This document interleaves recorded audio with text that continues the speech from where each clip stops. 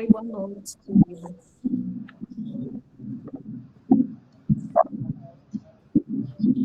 Oi. Está ouvindo algum barulho? Estou ouvindo, sim. Eu estou achando.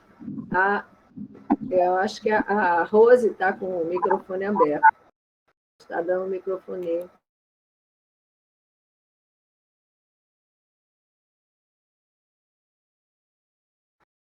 Agora passou, agora passou.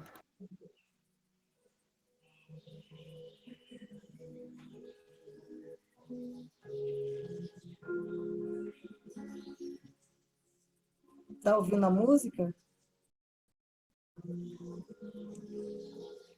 Vou deixar, não está atrapalhando não, tá? Vamos lá, gente. Vamos iniciar fazendo a prece.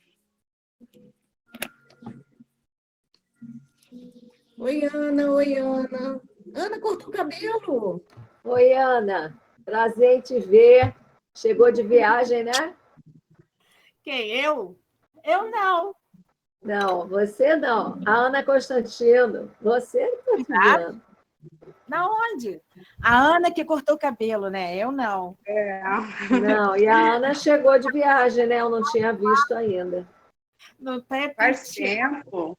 Foi Faz logo tempo? no início de janeiro. É, no início de janeiro que eu voltei. Sério?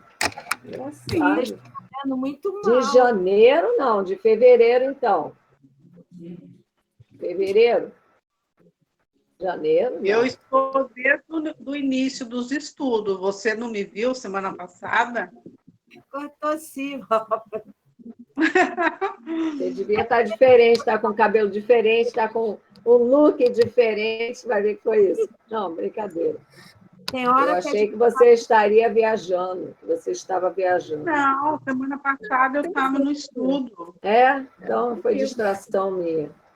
É. Então, vamos iniciar com a nossa prece para a gente fazer o estudo. Pai querido, gratos estamos, Senhor, por mais uma vez estarmos aqui reunidos em seu nome, em nome do nosso Mestre Jesus, para refletirmos todos esses estudos, todas essas informações que nos chegam, que possamos guardá-las dentro de nossos corações, das nossas mentes, mas principalmente, Senhor, que possamos exemplificá-las a cada momento de nossas vidas. Abençoa-nos a todos, Senhor. Abençoa, Senhor, a esses irmãos que também vêm conosco estudar,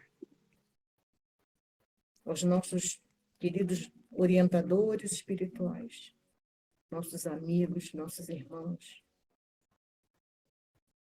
que nos apoiam nessa empreitada.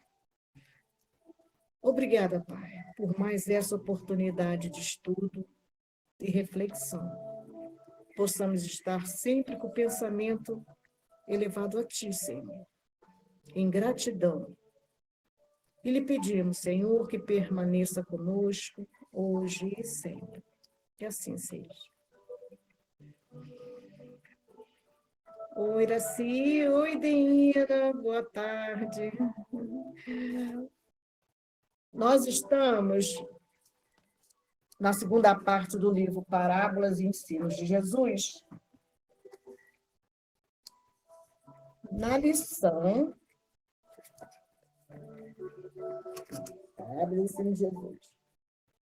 Na lição de título, Odres novos, vinho novo, odres velhos, panos novos e vestidos velhos.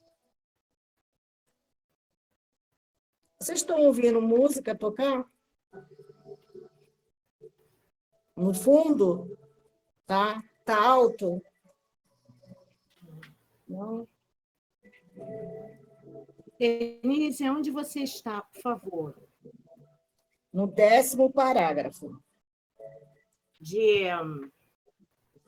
Da pedra rejeitada? Não, odres novos, vinho novo, odres velhos. Ah, tá. Não. O meu é na 237. O meu é esse aqui, Ana. Ah, tá. Não, já peguei. Pegou? Está em que parágrafo? No 10º. Na página 238, no meu, no 10º parágrafo, que diz assim, que nós estudamos por último, na semana passada. O cristianismo não foi dado ao mundo do templo de Jerusalém, nem pelos fariseus, nem pelos escribas, nem pelos saduceus, nem pelos essênios, nem pelos samaritanos, nem no Monte Garizim, mas por Jesus, homem independente de todas as igrejas e de todas as seitas religiosas. Nós paramos aí. Né? Então, eu vou dar apenas... Abaixa um pouquinho, por favor. Obrigada. Eu vou dar apenas uma voltinha nesse último estudo, em que a gente viu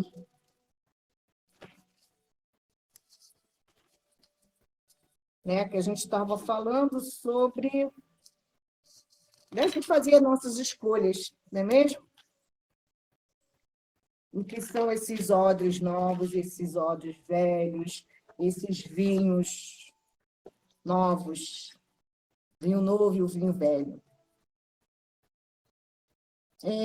De acordo com o texto impositivo da renovação, que eu passei lá no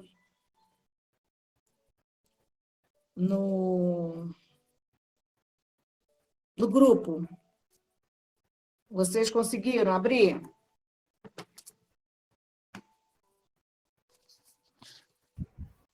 Não, Aninha, está no grupo.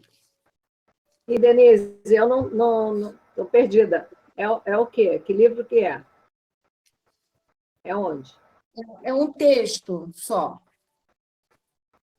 Você botou no grupo? Na renovação. Você botou Coloquei no grupo? Sim. É só para acompanhar a leitura, para não ficar perdido. Tá bom?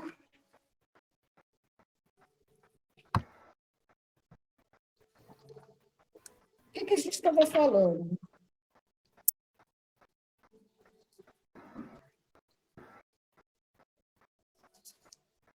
Que são, de acordo com as escolhas que fazemos durante as nossas vidas, é que a gente vai fazendo essa transformação, porque a transformação é necessária, né? É urgente. A Rose, no estudo anterior, falou sobre aquela questão de Agostinho, né, 919A, em que a gente precisa para se modificar, a gente precisa se conhecer, não é isso? E nesse texto impositivo da renovação,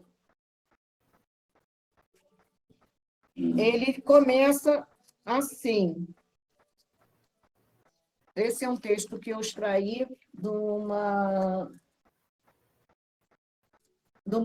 blog, não, de um site, tá? Que ele estuda a Bíblia à luz do Espiritismo. Daqui a pouco eu passo o nome do site para vocês, tá? E diz assim, número 1, texto evangélico. Acharam? Quem conseguiu baixar, achou?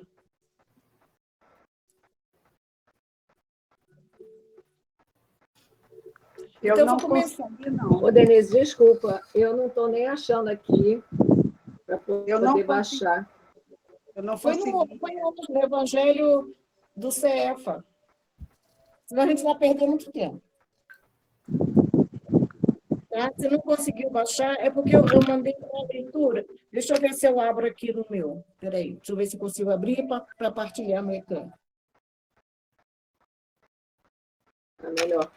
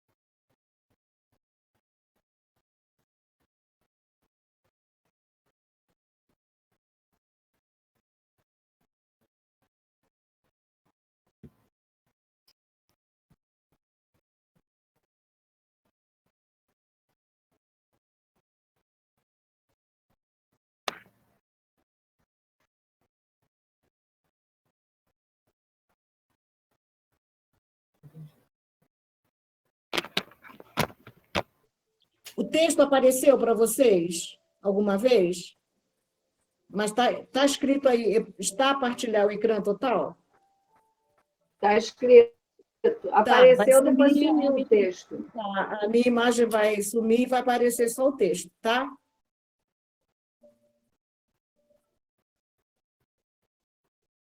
Estão vendo? Sim.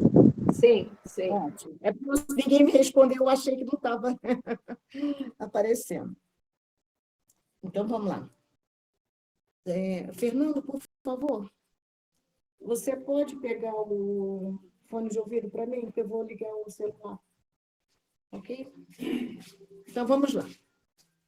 No texto evangélico, diz assim: ninguém deita remendo de pano novo em veste velha, porque semelhante remendo rompe a veste e faz-se maior a rotura. Nem se deita vinho novo em odres velhos. Aliás, rompem-se os odres e entorna-se o vinho, e os odres estragam. Está na gaveta lá do quarto, filho, debaixo da televisão. Rompem-se os odres e entorna-se o vinho, e os odres estragam-se. Mas deita-se vinho novo em odres novos, e assim ambos se conservam. Esse é Mateus, capítulo 6, versículos 16 e 17. Está implícita nesta mensagem de Jesus uma proposta de renovação espiritual. Então, essa transformação é a renovação, né? Ele nos faz uma proposta de renovação relativa à aquisição de virtudes, base do processo de melhoria do ser humano. A virtude, no mais alto grau, é o conjunto de todas as qualidades essenciais que constituem o homem de bem. Ser bom, caritativo, laborioso, sóbrio, modesto, são qualidades do homem virtuoso. Esse é um trecho extraído do Evangelho segundo o Espiritismo, capítulo 17, item 3. A superioridade moral caracteriza o homem de bem dentro da sociedade justa e pacífica do futuro. As principais qualidades do homem de bem são as seguintes: o verdadeiro homem de bem é o que cumpre a lei de justiça, de amor e de caridade na sua maior pureza. Se ele interroga a consciência sobre os seus próprios atos, a si mesmo perguntará se violou essa lei. Se não praticou o mal, se fez todo o bem que podia, se desprezou voluntariamente alguma ocasião de ser útil,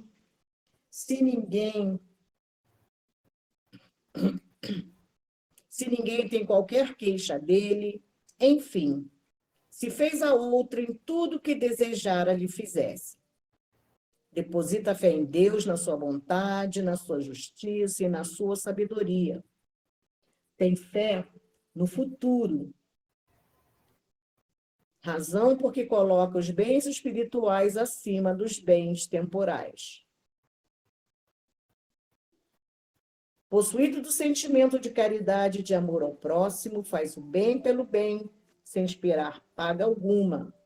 Encontra satisfação nos benefícios que espalha, nos serviços que presta, no fazer de todos os outros, nas lágrimas que enxuga, nas consolações que prodigaliza aos aflitos.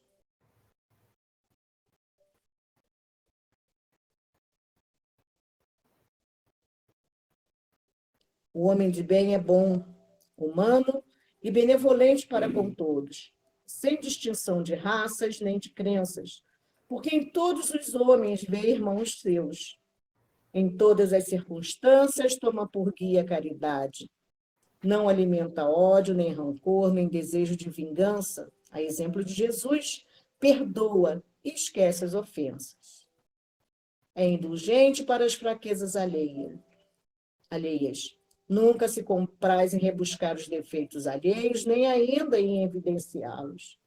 Estuda suas próprias imperfeições e trabalha incessantemente em combatê-las.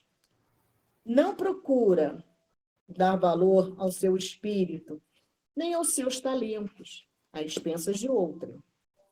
Não se envaidece de sua riqueza, nem de suas vantagens pessoais. Se a ordem social colocou sob seu mando outros homens, trata-os com bondade e benevolência, porque são seus iguais perante Deus. Finalmente, o homem de bem respeita todos os direitos que aos seus semelhantes dão as leis da natureza, como quer que sejam respeitados os seus.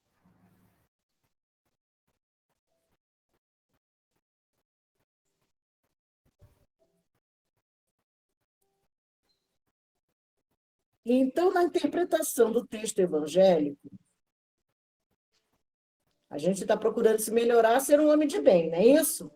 A gente precisa fazer essa transformação. O convite que Jesus nos fez foi exatamente esse. Então, nessa interpretação do texto evangélico, ninguém deita remendo de pano novo em veste velha, porque semelhante remendo rompe a veste e faz-se maior a rotura, que está na parte de Mateus, no capítulo 9. Mas no versículo 16, a gente compreende dessa forma essa imagem elaborada por Jesus. É trabalho inglório remendar roupa velha, desgastada pelo tempo de uso, com remendo novo. Tal tentativa ampliará a rotura, isto é, o rasgão ou a ruptura. Essa mensagem evangélica reflete profundas advertências para todos que querem afastar-se dos comportamentos infelizes e pretendem operar no bem, seguindo os ensinamentos do Cristo. Neste sentido, o Evangelho, para ser integralmente entendido e vivenciado, requer rompimento com os antigos padrões comportamentais, assimilados ao longo das experiências reencarnatórias, aqui representados pelos símbolos veste velha e odres velhos. A gente conversou isso na semana passada, mas foi assim, só mais em conversa. Agora, esse texto está aqui para nos auxiliar e ter esse registro, tá mais organizado, tá bom? Quem deseja implementar mudanças de comportamento, priorizando a própria melhoria espiritual, deve estar consciente que a transformação precisa ocorrer sob novas bases. Então, nós deveremos ser odres novos, né? É ilusão querer colocar remendo nas imperfeições, maquiando-as, ainda que existam predisposições favoráveis. Quem age assim, falseia a verdade e se colocará, cedo ou tarde, numa posição constrangedora, quando, no momento de descontrole, os maus comportamentos assomarem à superfície da personalidade.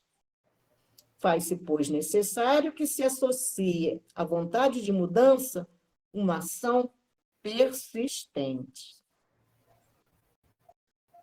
Há indivíduos que se aferram a rotina, aos preconceitos sociais, às conveniências mundanas, ou por comodismo, ou por orgulho. Quais odres velhos que não suportam vinho novo? Tais pessoas são inacessíveis às ideias novas. Com pessoas dessa categoria, o trabalhador de boa vontade do Evangelho e do Espiritismo nada tem a fazer.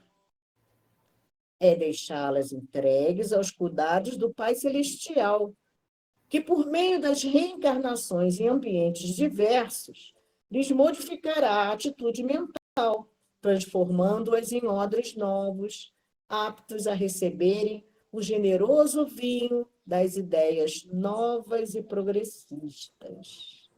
Me faltou um S aqui. Esse texto está no livro O Evangelho dos Humildes, de Eliseu Rigonati, no capítulo 9, no item de título O Jejum. Ao final do texto, eu coloquei as referências, tá bom? Então, gente, providências parciais ou remendos na própria personalidade sempre resultam frustrações, desilusões, que acabarão por trair e fazer sofrer o indivíduo, quando este se vê frente a frente com a própria realidade. Assim, é importante fazer análise mais apurada dessas incisivas exortações de Jesus. Ninguém deita remendo de pano novo em vestido velho, nem se deita vinho novo em odres velhos. Esta recomendação não se aplica à simples costura de roupas ou à produção de vinhos, e menos ainda aos processos de renovação espiritual. Um bom exemplo de transformação definitiva no bem, livro de autopiedade e de autoconsciência, encontra-se em Marcos, no capítulo 10, no versículo 42, que registra a seguinte cura de um cego.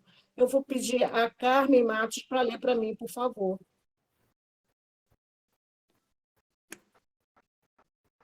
Depois foram para Jericó. E saindo ele de Jericó com seus discípulos e uma grande multidão, Bartimeu, o cego, filho de Timeu, estava sentado junto ao caminho, mendigando. E, ouvindo que era Jesus de Nazaré, começou a clamar e a dizer: Jesus, filho de Davi, tem misericórdia de mim. E muitos o repreendiam para que se calasse. Mas ele clamava cada vez mais: Filho de Davi, tem misericórdia de mim. E Jesus, parando, disse que o chamassem, e chamaram o cego, dizendo: Tem bom ânimo, levanta-te, que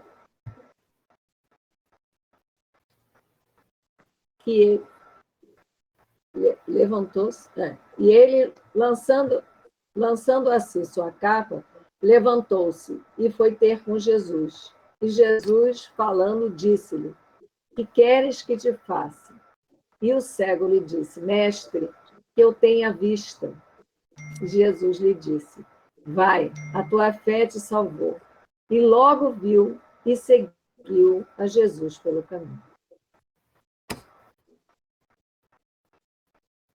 A citação, quer que eu leia também?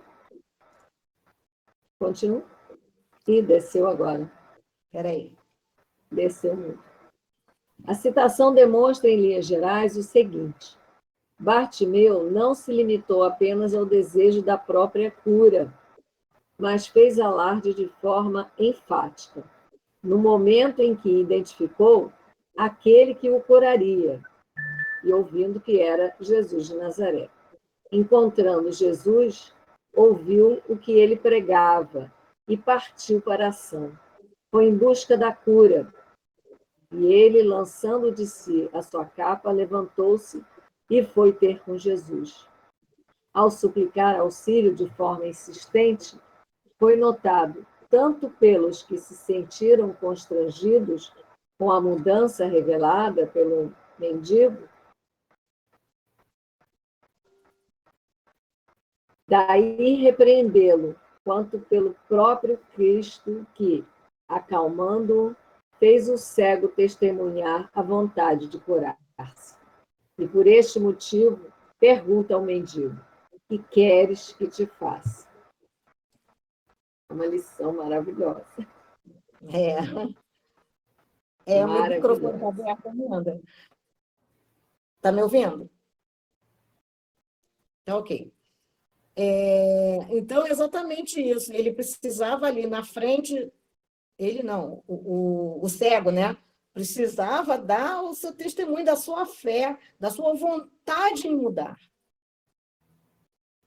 Ele precisava sair daquele homem velho que ficava ali só esmolando, parado naquela situação, né? Usando aquela capa que dizia, a capa dizia, e aquela capa nem todos tinham, não, né? Dizia que ele era um necessitado e que desse esmola para ele sobreviver. E a partir do momento que ele larga aquela capa, ele tem certeza que Jesus o curaria. Tanto que ouviu dizer, né? Ouviu dizer que Jesus estava ali, então ele, poxa, opa, é agora. É agora, eu quero mudar, eu não quero continuar mais nessa situação. Né? E quando ele pergunta, Jesus pergunta a ele, o que queres que eu faça? Então, qual é a vontade dele? E ele diz, que eu veja. Então, não é só, a gente sabe, né? A cura do corpo tem a ver com a cura do espírito, das nossas imperfeições.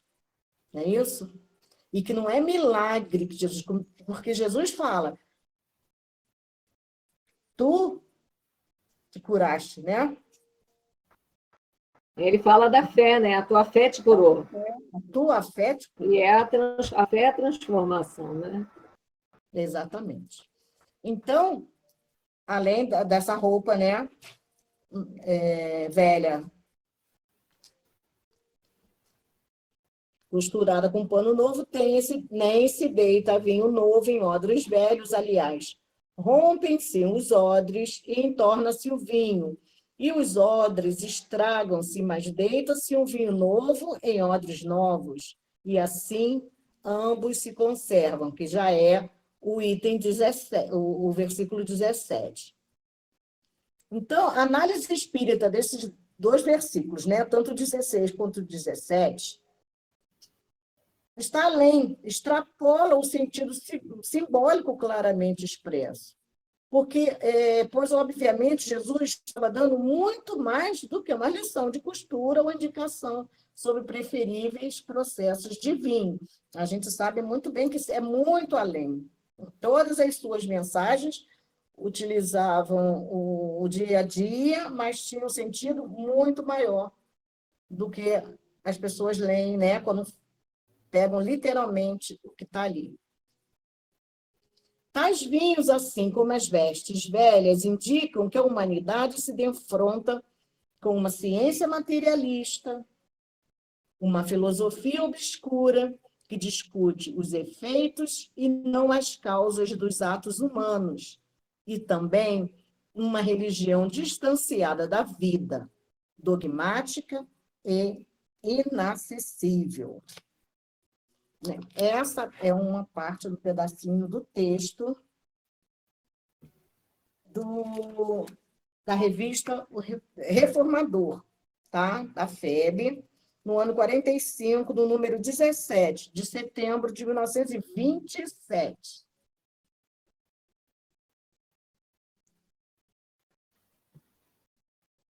Bom, eu vou pedir... Lideína, pode ler essa parte agora, por favor? O resultado daí temos, nesta ebulição de ódios, de lutas e reivindicações, que dão ao nosso mundo, na hora atual, o aspecto de campo de batalhas, sem prólogos nem epílogos. Os sistemas políticos impotentes para sintonizar aspirações e anseios coletivos oscilam entre anarquia e despotismo. As legislações se ressentem do exclusivismo de interesse, emergentes e flutuantes, sem balizas de equidade e justiça na consciência das massas. Todas as medidas e alvitres postos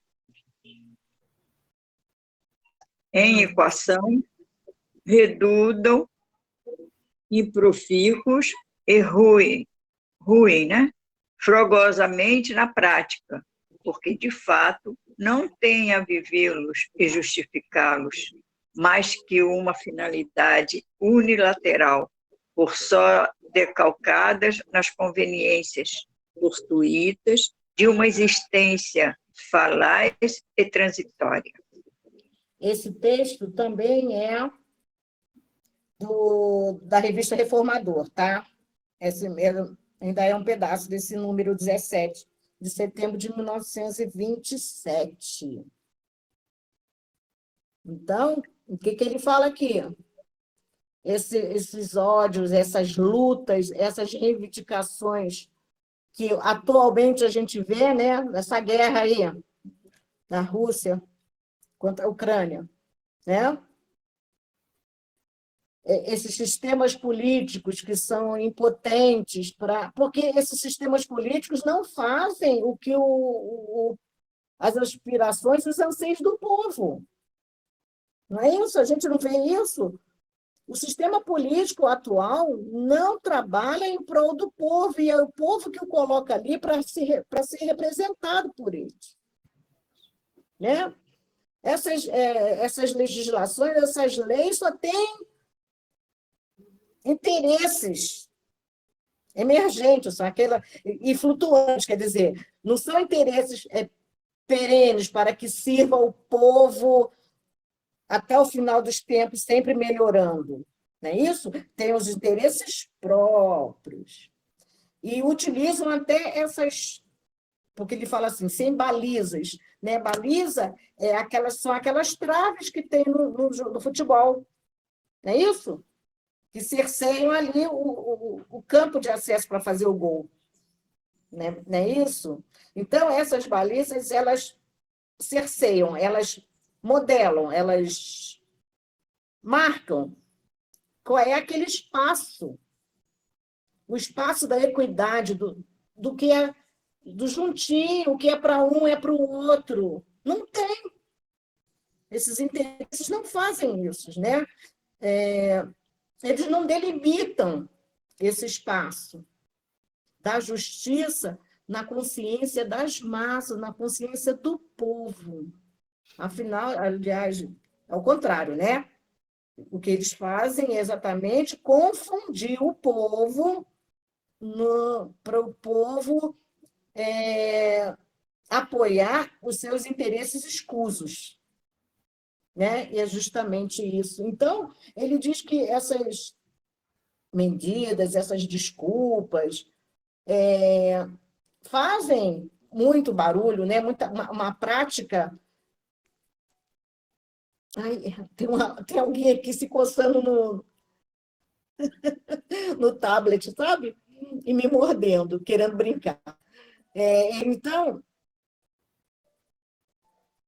eles não querem viver para o povo, né? E pelo povo, não é isso? Então, eles pegam justificativas de um lado para poder justificar os atos deles nessas horas. Então, exatamente, esse é o vinho velho. Né? É o vinho velho, que não procura aceitar as novas, o vinho novo, porque o odre velho não suporta o vinho novo. Exatamente.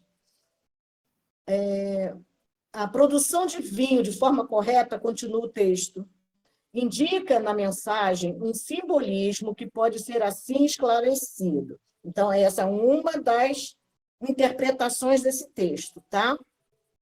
A maceração da uva, pisar, esmagar a uva, é necessária para que surja o substrato ou a essência do vinho, não é assim? A maçã da uva é que o vinho surge. Então, da mesma forma, é preciso que o espírito se entregue à maceração das provas existenciais, através de inevitáveis sacrifícios. Então, é necessário que nós passemos por essas dores para que a gente recupere a linha, não é isso? Que a gente consiga ficar centrado, que a gente consiga se fixar na ideia do homem de bem. Por isso que foi lido no início o homem de bem. Porque você precisa ter um objetivo, certo? E se você coloca aquele objetivo à sua frente, se você vai querer mudar, você vai fazer o esforço para chegar lá. A gente sabe que nós ainda estamos muito longe, né, de ser esse homem de bem. Mas, pelo menos, a gente vislumbra o caminho. Pelo menos, a gente coloca foco no objetivo. Não é isso? Então, muitos de nós estão fazendo a força para deixar de ser esse odre velho.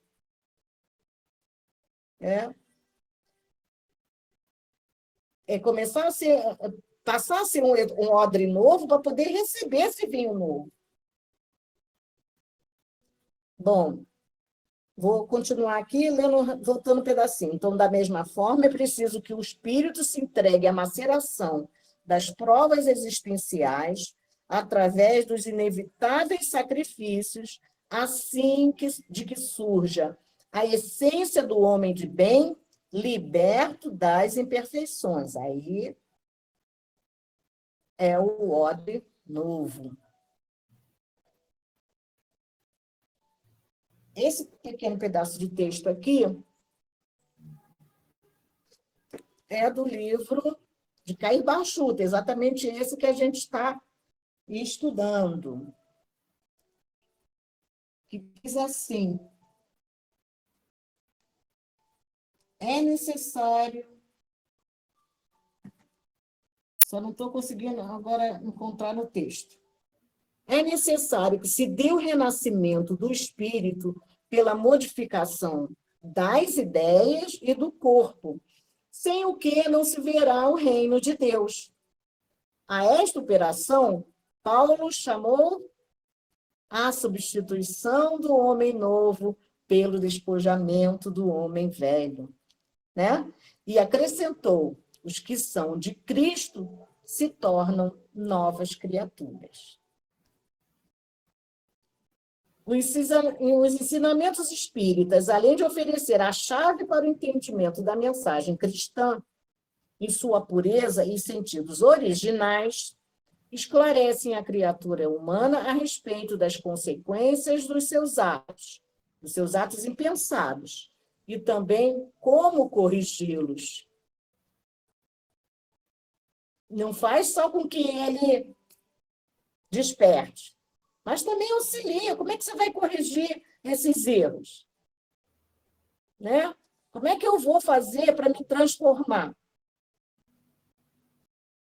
O espírita deve estar consciente de que não é suficiente aceitar a doutrina que lhe ensina de onde vem, o que faz aqui e para onde vai.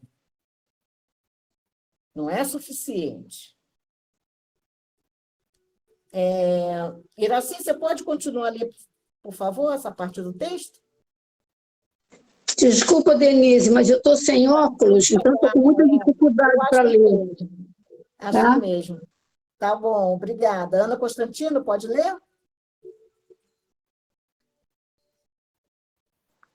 Posso. A essa noção precisa ele acrescentar a de uma ética superior, a de uma lei moral absoluta, divina, diremos que legitime as vicissitudes e incerteza da própria vida, de modo a poder harmonizá-la com as dos semelhantes, em justificados lances de justiça e liberdade. Assim, é só assim ele compreenderá que o benefício próprio está no alheio benefício, que a postergação dos direitos e de outrem vale pela postergação dos seus direitos, que se na luta pela vida corpórea e no ambiente psíquico, em suma, a reação é sempre igual à ação. O mesmo se dá para o ambiente espiritual no plano universal. Está também na revista Reformador, tá? Do ano 45, 17, em setembro de 1927. Tá? Esse pedaço de texto. O que ele está falando aqui? Que a gente não precisa ter, não é só aceitar, né, o que a doutrina ensina, de onde a gente vem, o que a gente está fazendo aqui, para onde a gente vai. A gente precisa também acrescentar essa ética superior, essa lei moral absoluta, né? Ele fala até que divina, diremos, a lei divina, né? Que legitime essas vicissitudes, esses probleminhas, né? Essas incertezas que a gente tem na nossa própria vida, né? De modo que a gente coloque a harmonia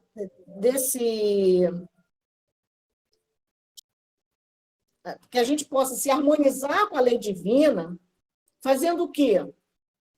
Com o outro aquilo que a gente gostaria que fizesse com a gente. Não é isso? Se você quer o seu benefício próprio, mas para isso, o que você precisa fazer? Beneficiar o outro. Porque tudo, né, dando que se recebe, é isso que ele quer dizer. É dando que se recebe. Então, se a gente vai postergar o direito do outro, se a gente vai empurrar com a barriga o direito do outro, pensando só no seu direito, você também está postergando, está empurrando com a barriga o seu direito. Porque o outro vai pensar da mesma forma, vai fazer a mesma coisa.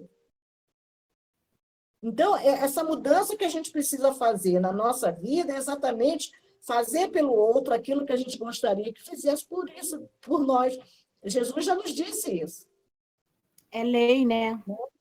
É lei de ação e reação. É lei de Deus. O que a gente É faz, lei a de gente... Deus, é lei divina, exatamente. Então, não adianta você só aceitar de onde você veio, para onde você vai, o que você está fazendo aqui, mas você tem que aceitar a lei divina como uma lei fundamental para que você se melhore, para que o mundo melhore, para que a gente possa alcançar esse homem de bem, né? Então, a aceitação do Evangelho de Jesus sem dogmas, sem interpretação literal, sem ver só o que está escrito ali, que ele não está falando de costura, ele não está falando de roupa, de vestido, ele não está falando de vinho, a bebida, né? Então, representa o vinho novo livre de impurezas, que é colocado em odres novos, não contaminados. É a proposta do Espiritismo na sua feição de cristianismo redivivo. Essa é a proposta do Espiritismo. Que a gente se torne, né, novas pessoas. Para a gente poder absorver exatamente, para a gente ter a capacidade de absorver os ensinos do Mestre Jesus. Caiu o texto, né? Pronto, agora foi. Peraí.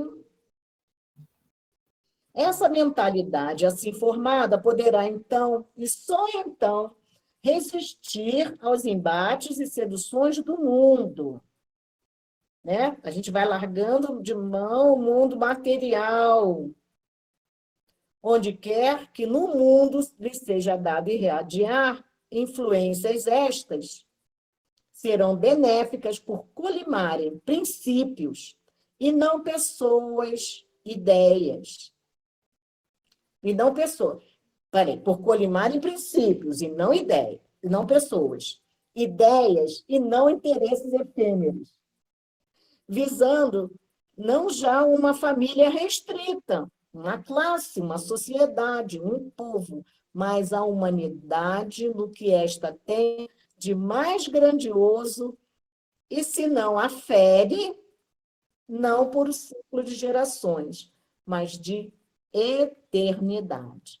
Esse último também é da Revista Reformador, ano 45, número 17, de setembro de 1927.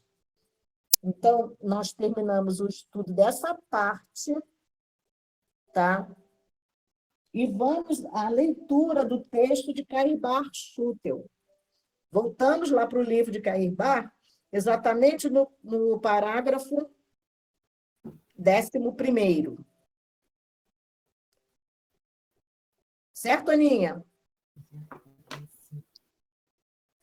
O Espiritismo, tal como a primeira revelação à cristã, também foi e continuará a ser manifestado ao mundo, fora de todas as igrejas e de todas as ortodoxias.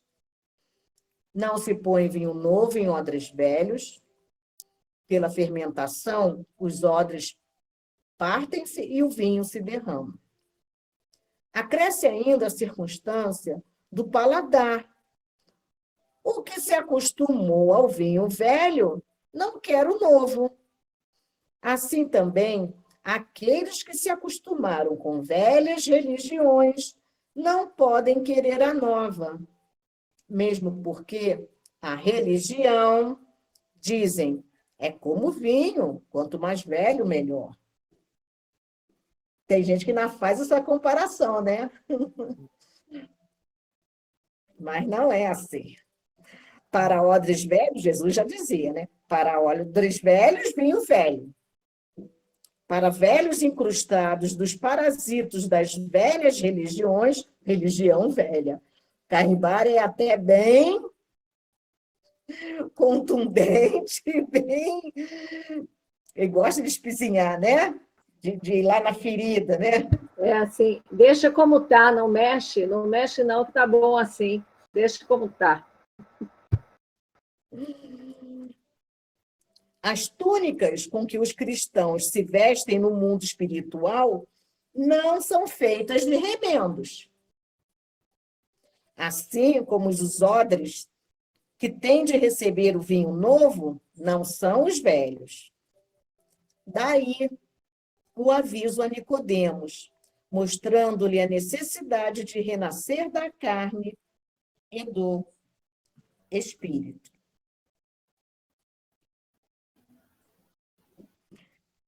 Eu gostaria da gente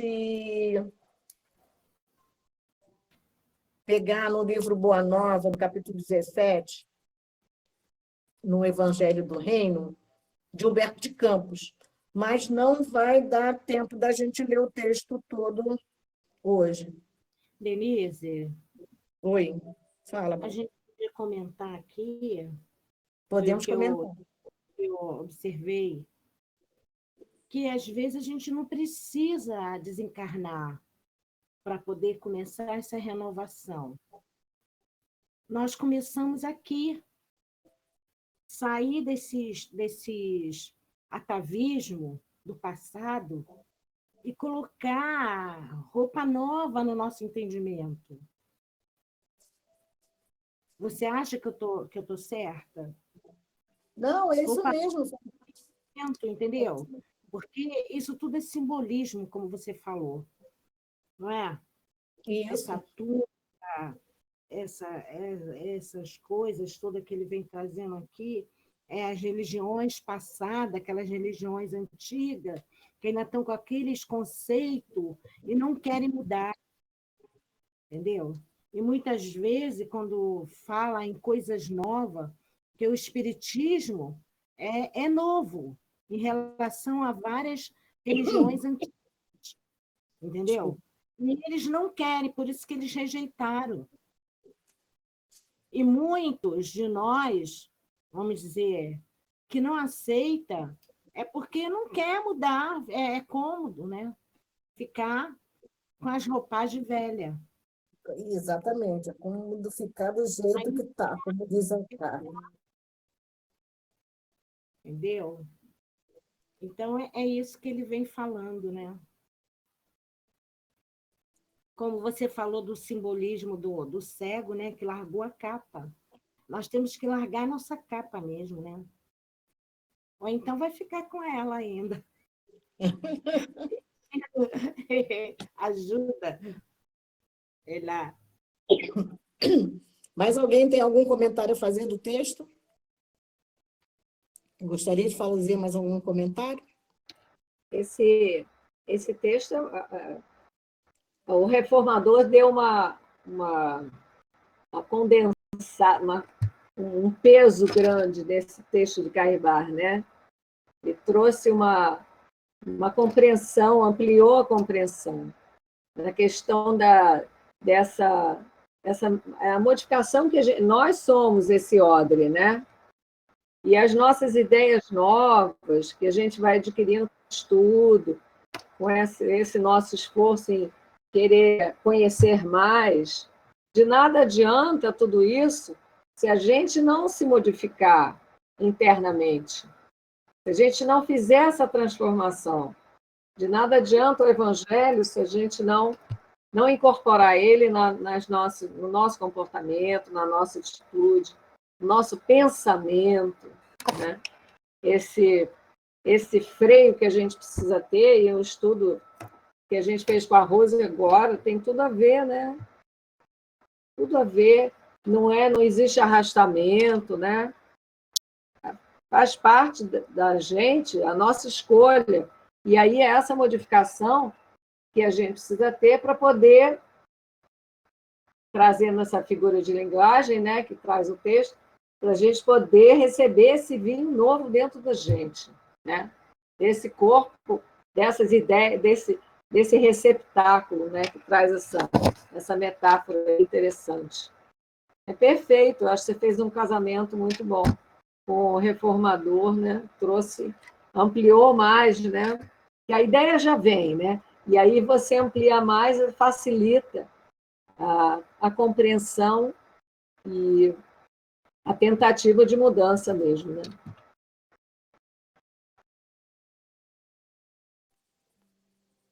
Fiquei com soluço. Engasguei com a água. Mais alguém tem algum comentário a fazer desse texto? Porque depois nós vamos dar na próxima aula, a gente vai dar uma olhadinha em Nicodemos, em João, no capítulo 3, versículo 16. Tá? A gente vai dar uma interpretadinha aí nessa parte do Nicodemos, também que faz parte do texto de Carribar Schutel, e a gente termina o texto na próxima semana. Então, essa aula foi dividida em três partes, tá bom? A gente vai dar um tempo, daqui a pouco Desculpa. Daqui a pouco é a Jaqueline Brick, que já se encontra na casa, para a sua palestra pública, ok? Alguém pode fazer a prece? Alguém se candidata? Fazer a prece de encerramento? Nosso estudo que passou rapidinho. Fazer, Denise. Tá bom, Aninha, obrigada. Então, nós temos que agradecer a Deus pela oportunidade de estarmos reunidos, falando de assuntos tão pertinentes ao nosso crescimento. Nós agradecemos, Senhor. E lhe rogamos, multiplique a nossa fé, Senhor, a nossa esperança, para que nós possamos, Senhor, nos sentir forte para esse crescimento espiritual que o estudo nos chama. Obrigado, Pai, obrigada, Jesus, obrigada, amigos queridos, e abençoe aqueles que estão passando por sofrimento tão grande, Senhor. Quer seja nos hospitais, quer seja nos lares, irmãos nossos enfermos, que eles possam sentir, Senhor, a vibração desse momento. E nós agradecemos muito. Fique conosco, Senhor, em nome de Deus. Muito obrigada. Graças a Deus. Obrigada.